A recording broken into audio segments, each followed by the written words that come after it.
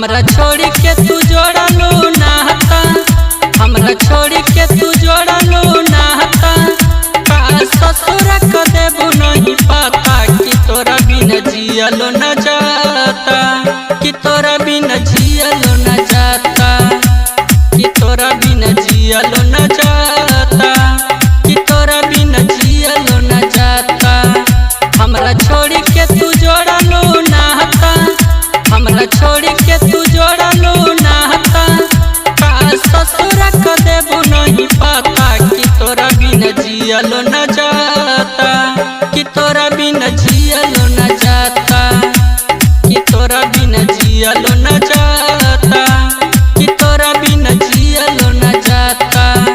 हमरा छोड़ के तू जोड़लू नाता। म्यूजिक बाय डीजे विकास बेतिया। तोरा बिन जियलो न जाता, कि तोरा बिन जियलो न जाता।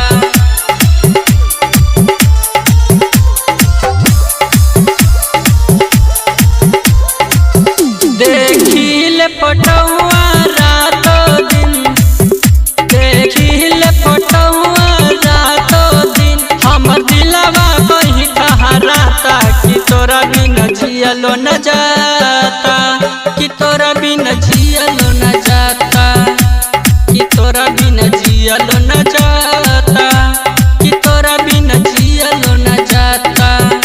हमरा छोड़ के तू जोड़लू नाता, हमरा छोड़ के तू जोड़लू नाता। का ससुर को देबू नहीं पता कि तोरा बिन जियलो न जाता, कि तोरा बिन जियलो न जाता, कि तोरा बिन जियलो न जाता, कि तोरा बिन जियलो न जाता। म्यूजिक बाय डीजे विकास बेतिया। तोरा बिन जियलो न जाता, कि तोरा बिन जियलो न जाता।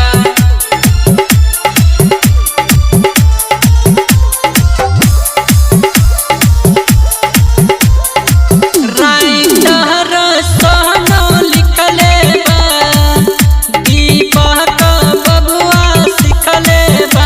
संतोष नहीं घबराता कि तोरा बिन जियलो न जाता, कि तोरा बिन जियलो न जाता, कि तोरा बिन जियलो न जाता, कि तोरा बिन जियलो न जाता।